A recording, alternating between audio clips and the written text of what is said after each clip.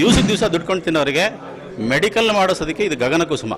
So ಇವತ್ತೇನಾಗಿದೆ, ಎಲ್ಲ ಶ್ರೀಮಂತರ ಸ್ವತ್ತಾಗಿದೆ. ನೀವು MBBSಗೆ ಮತ್ತು ಇಂಜಿನಿಯರಿಂಗ್ಗೆ ನಮ್ಮ ಕಂಪ್ನಿ ಪರವಾಗಿ ಅಡ್ಮಿಷನ್ ಮಾಡಿಸ್ಬೋದು. ತುಂಬ ಕಡಿಮೆ, ನಮಗೆ ನಮ್ಮ ಲೋಕಲಲ್ಲಿ ಹೆಂಗೆ ಕೇರ್ ಇರುತ್ತೋ ಆ ರೀತಿ ಕೇರ್ ಮಾಡಿ ನಮ್ಮ ಮಕ್ಕಳಲ್ಲಿ ಬಿಟ್ಟು ಬರುವಂಥ ಜವಾಬ್ದಾರಿ ನಮ್ಮ ಕಂಪ್ನಿಯಿಂದ ಇರುತ್ತೆ.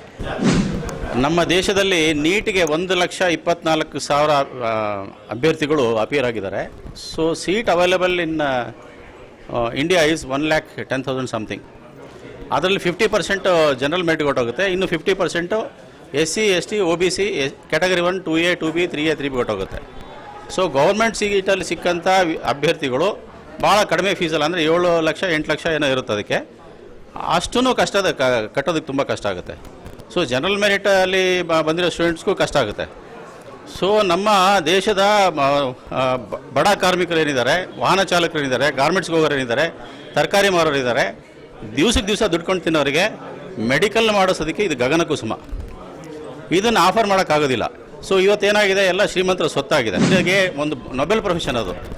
ಅವರು ಜೀವನ ಪರ್ಯಂತ ತಮ್ಮ ಕೊನೆ ಹೆಸರುವರೆಗೂ ಸಹ ತಮ್ಮ ಸೇವೆಯಲ್ಲಿ ನಿರತರಾಗಿ ಸೇವೆಯನ್ನು ಕೊಡ್ತಾ ಹೋಗೋದು ಅಂಥ ಒಂದು ನೊಬೆಲ್ ಪ್ರೊಫೆಷನ್. ತುಂಬ ಕಡಿಮೆ ವೆಚ್ಚದಲ್ಲಿ 100% ಲೀಗಲಿಟಿಯನ್ನು ಚೆಕ್ ಮಾಡಿಕೊಂಡು ಲೋನ್ ಫೆಸಿಲಿಟೀಸನ್ನು ಚೆಕ್ ಮಾಡಿಕೊಂಡು ನಮ್ಮ ಮಕ್ಕಳಿಗೆ ಧೈರ್ಯದಿಂದ ಹೊರದೇಶಕ್ಕೆ ಕಳಿಸಿ ಜಾತಕ ಪಕ್ಷಿ ಅಂತ ಕಾದು ಅವ್ರು 5 ವರ್ಷ ಬರೋವರೆಗೂ ಆಮೇಲೆ ಅವ್ರ ಜೊತೆ ಅವ್ರಿಗೆ ಹಾರಾಡೋಕ್ಕೆ ಬಿಟ್ಬಿಟ್ರೆ ಅವ್ರ ಲೈಫ್ ಅವ್ರಿಗಾಗುತ್ತೆ, ನಮ್ಮ ಸಮಾಜಕ್ಕೂ ಒಳ್ಳೆ ಹೆಸರು ಬರುತ್ತೆ, ತಂದೆ ತಾಯಿಗಳಿಗೂ ತೃಪ್ತಿ ಸಿಗುತ್ತೆ.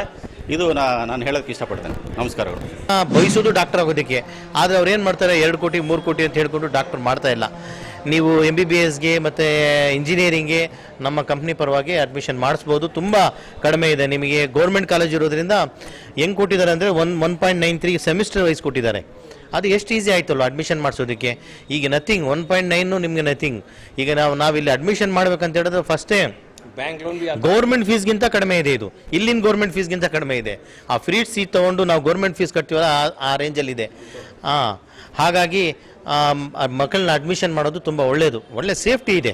ಆ ಕಂಟ್ರೀಸೆಲ್ಲ ಸೇಫ್ಟಿ ಇದೆ, ಯುರೋಪಿಯನ್ ಕಂಟ್ರೀಸಲ್ಲಿ ಸೇಫ್ಟಿ ಇದೆ. ಪರವಾಗಿ ಎಲ್ಲ ಕ್ಯಾಂಡಿಡೇಟ್ಸ್ಗೆ ಮತ್ತು ಪೋಷಕರಿಗೆ ಏನು ಹೇಳ್ತೀನಿ ಅಂದರೆ, ನೀವು ನಿಮ್ಮ ಮಕ್ಕಳಿಗೆ ಬಹಳಷ್ಟು ಫೆಸಿಲಿಟಿ ಇರೋದ್ರಿಂದ ಇಲ್ಲಿ ಈಗ ಇದರಲ್ಲಿ ಈಗಾಗಲೇ ಅವರು ಎಕ್ಸ್ಪ್ಲೇನ್ ಮಾಡಿದ್ರು. ನಾವು ಅಡ್ಮಿಷನ್ ಮಾಡೋದ್ರಿಂದ ಹಿಡಿದು ಆ ಮಗುನ ತಗೊಂಡೋಗಿ ಅಡ್ಮಿಷನ್ ಮಾಡಿಸಿ ಅಲ್ಲಿ ಅವರಿಗೆ 3 ದಿವಸ ಊಟ ಕೊಡಿಸಿ, ಅವ್ರಿಗೆ ಟ್ರೈನಿಂಗ್ ಕೊಡಿಸಿ, ಅವ್ರಿಗೆ ರೂಮ್ ಕೊಡಿಸಿ, ಪ್ರತಿಯೊಂದು ಕೇರ್ ಹೇಗೆ ತಂದೆ ತಾಯಿ ಕೇರ್ ಮಾಡ್ತಾರೋ ಆ ರೀತಿ ನಮಗೆ ನಮ್ಮ ಲೋಕಲಲ್ಲಿ ಹೆಂಗೆ ಕೇರ್ ಇರುತ್ತೋ ಆ ರೀತಿ ಕೇರ್ ಮಾಡಿ ನಮ್ಮ ಮಕ್ಕಳಲ್ಲಿ ಬಿಟ್ಟು ಬರುವಂಥ ಜವಾಬ್ದಾರಿ ನಮ್ಮ ಕಂಪ್ನಿಯಿಂದ ಇರುತ್ತೆ. ಹಾಗಾಗಿ ಇವತ್ತಿನ ದಿನದಲ್ಲಿ MBBS ಅನ್ನೋದು ತುಂಬ ಅವಶ್ಯಕತೆ ಇದೆ. ಯಾಕಂದರೆ ಈಗ ಇವ್ರು ಹೇಳ್ದಂಗೆ ಒಂದು 5,000 ಜನಕ್ಕೂ ನಮಗೆ ಒಬ್ಬ ಡಾಕ್ಟರ್ ಇಲ್ಲ, ಹಾಗಾಗಿದೆ. ಅದೇ ನಾವು ಬೇರೆ ಕಂಟ್ರೀಸಲ್ಲಿ ನೋಡಿದ್ರೆ ಒಂದು ಪ್ರೊಪೋರ್ಷನೇಟ್ ಬಂದು 150-200 ಪರ್ಸನ್ಸ್ಗೆ ಒಂದು ಡಾಕ್ಟರ್ ಇರ್ತಾರೆ. ಆದರೆ ಇಲ್ಲಿ 5,000 ಮಕ್ಕಳಿಗೆ 5,000 ಪೇಷಂಟ್ಸ್ಗೆ ಒಂದು ಡಾಕ್ಟರ್ ಇದ್ದಾರೆ.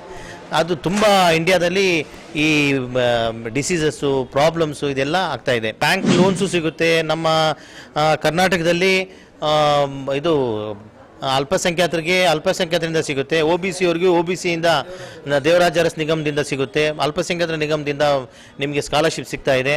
ಆ ಸ್ಕಾಲರ್ಶಿಪ್ನ ತೊಗೊಂಡು ಹೋಗ್ಬೋದು. ಮತ್ತು ಲೋನು ಎಲ್ಲ ಬ್ಯಾಂಕ್ಸಲ್ಲೂ ಲೋನ್ ಕೊಡ್ತಾ ಇದ್ದಾರೆ ಎಜುಕೇಷನ್ಗೆ. ಫಾರಿನ್ ಎಜುಕೇಷನ್ ಅಂದರೆ ಮೊದಲು ಕೊಡ್ತಾರೆ. ಈ ಥರ ಎಜುಕೇಷನ್ ಸಿಗ್ತಾ ಅಂತ ಹೇಳಿದ್ರೆ ಲೋನ್ಸ್ ಎಲ್ಲ ತುಂಬ ಫೆಸಿಲಿಟಿ ಇದೆ. ಹಾಗಾಗಿ ಎಲ್ಲ ಇದಕ್ಕೆ ಅಡ್ಮಿಷನ್ ಮಾಡ್ಬೋದು ಅಂತ ಹೇಳಿ ನಾವು ಇವತ್ತು ಈ ಸಂದರ್ಭದಲ್ಲಿ ಹೇಳ್ತೀನಿ. ವಿಡಿಯೋ ಇಷ್ಟ ಆದಲ್ಲಿ ಲೈಕ್ ಮಾಡಿ, ಸಬ್ಸ್ಕ್ರೈಬ್ ಮಾಡಿ, ಚಂದಾದಾರರಾಗಿ.